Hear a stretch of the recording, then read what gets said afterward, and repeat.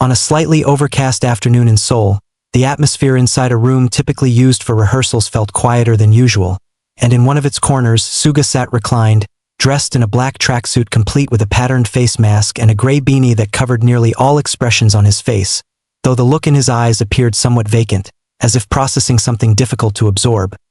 He wasn't injured, nor did he seem physically exhausted from training, but there was a sense of mental weight that wasn't immediately visible but could be felt from the way he clasped his hands over his stomach and stared ahead without much movement. And it turned out that this mood had been triggered by news from his manager, who had just informed him that some past issues which once linked his name might soon resurface in a retrospective media report focusing on the early controversies of top idols now entering more mature stages of their careers.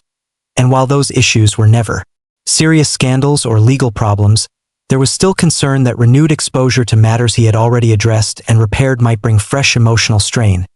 especially since he felt he had been open, accountable, and introspective about everything in the past. And now, as he focused on living a quieter, more measured daily life, the worry that old ripples might return seemed to make Suga withdraw more than usual that day, not engaging much in team conversations and only nodding slightly when asked whether he wanted coffee or a short break, because he seemed more inclined to sit alone on that dark gray sofa, occasionally fidgeting with his fingers over his knees and observing the small objects on the table in front of him, from a red energy drink can to a plastic cup with leftover iced coffee, and he didn't appear to be crafting a reaction or strategy, but rather accepting the mood as it was, with an expression leaning more toward emotional fatigue that he didn't want to display too clearly but also didn't hide, just faced, like many other things he had quietly and consistently endured over time. That afternoon stretched into early evening with no visible change in Suga's posture, and while the staff around him moved between tasks, adjusting lighting equipment and checking sound systems for an upcoming rehearsal that had yet to begin, he remained seated in the same spot, occasionally shifting his weight but never rising, his eyes now following the slow movement of cables being pulled across the floor and the soft clatter of equipment cases being closed. Sounds that usually blended into the background but now seemed to occupy his attention more than anything else,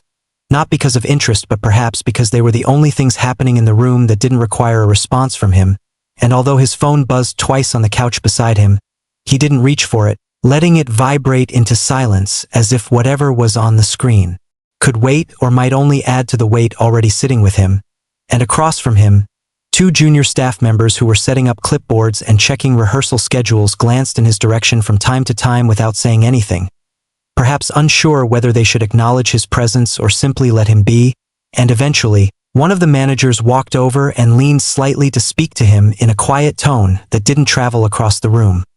Likely a simple update or a check-in, to which Suga only responded with a small nod, still not moving from his place, as if even standing up would require a kind of energy he hadn't yet recovered. And while he wasn't avoiding anyone, his stillness had the unspoken effect of creating space around him that others instinctively respected, like a subtle boundary drawn not by words but by presence. And in the next hour, as the other members began arriving for practice in small clusters, greeting staff and chatting lightly, the contrast became clearer. Not one of mood or attitude, but of inner pace, as though Suga's day had slowed down in a way that didn't match the rhythm of the room, and eventually, when someone placed a folded rehearsal jacket beside him, a quiet signal that practice was about to start, he finally leaned forward, adjusted his mask, and stood with a slight stretch, not with reluctance but with measured calm, walked over to the corner to change his shoes, and joined the others without fanfare or explanation, and if anyone noticed the shift in his energy, they didn't comment on it, because in rooms like these, filled with people who had spent years working side by side, certain silences were understood without needing to be filled. The rehearsal began as planned with warm-up sequences and slow run-throughs of choreography that had already been practiced multiple times before, which allowed Suga to ease into the motions without needing to push himself beyond what the day allowed. And, although his movements were slightly more reserved than usual, they were precise and consistent, not drawing attention but blending in with the familiar rhythm of synchronized steps and practice gestures. And in the mirrors that lined one side of the studio, his reflection moved in time with the others, his figure still dressed in the same black tracksuit with only his beanie now set aside on a bench nearby, revealing slightly damp hair pressed to his forehead from the heat that began to build. In the room, and as the group cycled through formations and made minor adjustments to transitions, Suga remained present, his expressions minimal but focused, and while he rarely spoke between takes, he made the necessary eye contact, nodded at cues, and took water breaks at the same intervals as the others, creating a rhythm that helped keep the atmosphere steady. And by the time they reached the final portion of rehearsal, which involved a brief sequence where each member took turns leading,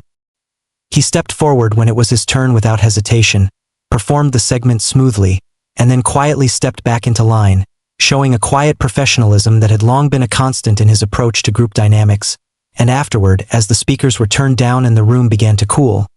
he remained standing for a few extra moments while the others moved toward their bags and exchanged casual comments, not out of detachment, but as if letting his body return to stillness. Gradually, and once he returned to the couch where he had sat earlier, he picked up his phone for the first time that day, unlocked it slowly, and scrolled through notifications without any marked reaction,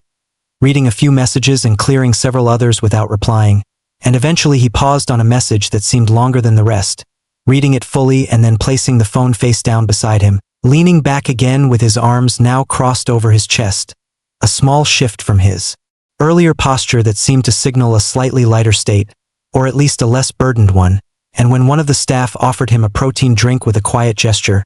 he accepted it with a faint nod and drank slowly, and although nothing in his demeanor suggested that the weight from earlier had fully lifted, there was a calmness in the way he now sat,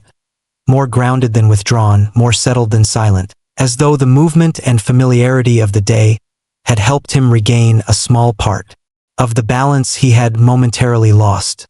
As the evening transitioned into night, the rehearsal room gradually emptied, with members heading out one by one after finishing their cool-down routines, and Suga remained among the last to leave, not because he was stalling, but because he moved at his own pace, folding his jacket carefully, tying the laces of his sneakers with steady hands, and gathering his things in silence while the ambient hum of air conditioning filled the quiet. And when he finally stepped outside the building into the parking area, the city air felt cooler than expected, brushing softly against his face still partially covered by his mask. And without lingering, he walked toward the black van that had been waiting for hours, its engine already running and a familiar driver in the front seat who greeted him with a small nod through the rearview mirror once he entered.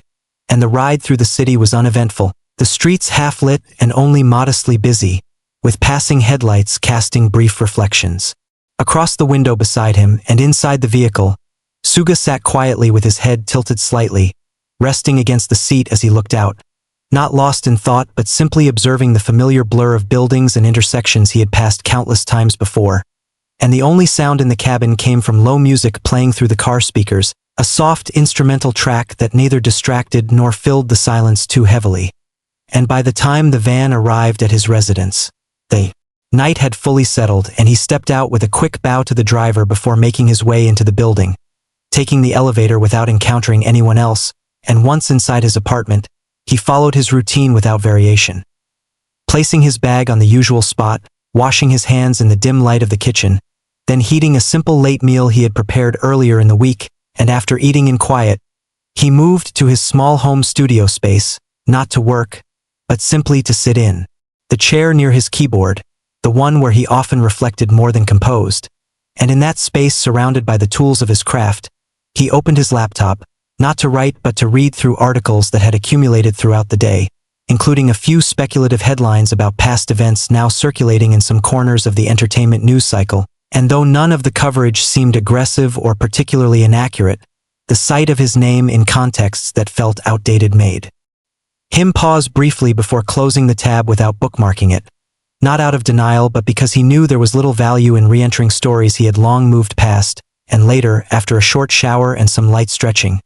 he sat on the edge of his bed and allowed the day to settle fully, not replaying moments or planning responses, but simply acknowledging the weight that had followed him and recognizing that it had been managed, not erased but carried with more ease by the end of the day. And when he finally lay down, the quiet of his room did not feel heavy, only full, like the quiet after a full breath. And as the lights dimmed to black, the day concluded not with resolution or clarity,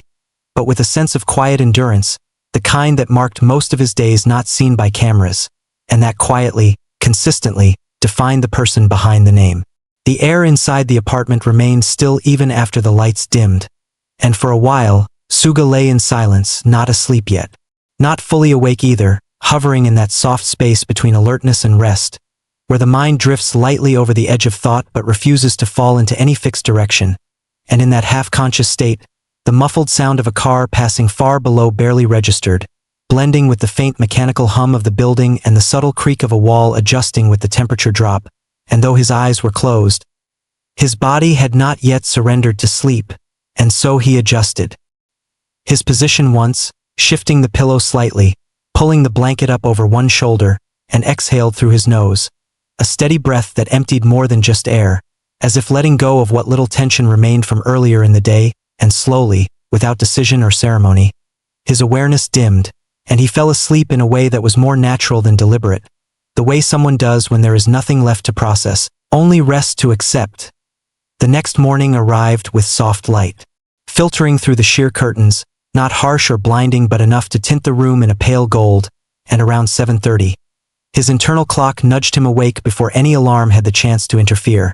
and he lay still for a few extra minutes, eyes open, staring toward the ceiling, not in thought but simply adjusting to the shift from sleep to waking. And eventually he sat up, slowly, planting both feet on the floor and stretching lightly before heading toward the kitchen,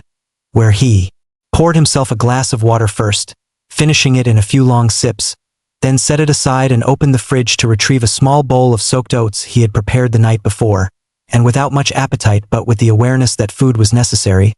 he ate in silence, using a wooden spoon that he preferred for no particular reason except that it was quiet against the ceramic bowl. And after finishing, he washed both items carefully, wiped down the counter, and moved on to his usual sequence of morning stretches, beginning in the living room with slow, practiced movements that followed a rhythm he had built over time, designed less for intensity and more for sustainability. And when he had finished, he remained sitting cross-legged on the mat for a while, checking his phone, responding to a few messages with brief but polite replies, then opening a news app to scan headlines not for anything specific but as a way of gauging the tone of the day. It didn't take long to come across a repost of the article from the day before, now slightly rephrased by a different outlet but covering the same angle,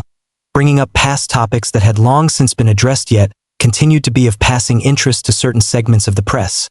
And while the piece itself was not malicious, it carried that faint edge of judgment typical in speculative reporting. Phrases like unresolved questions or traces of controversy that floated without context and invited interpretation. More than understanding, and Suga read it with a kind of passive awareness, not searching for inaccuracy but observing the way his name was used, the way older moments of his life were reassembled and reattached without acknowledgement of what had changed. And when he finished the article, he didn't screenshot it, didn't send it to anyone, didn't react, just closed the app and set the phone down, choosing not to carry the weight of something he couldn't control. Later in the morning, he showered, dressed in a clean set of casual clothes, a cream-colored hoodie, charcoal pants,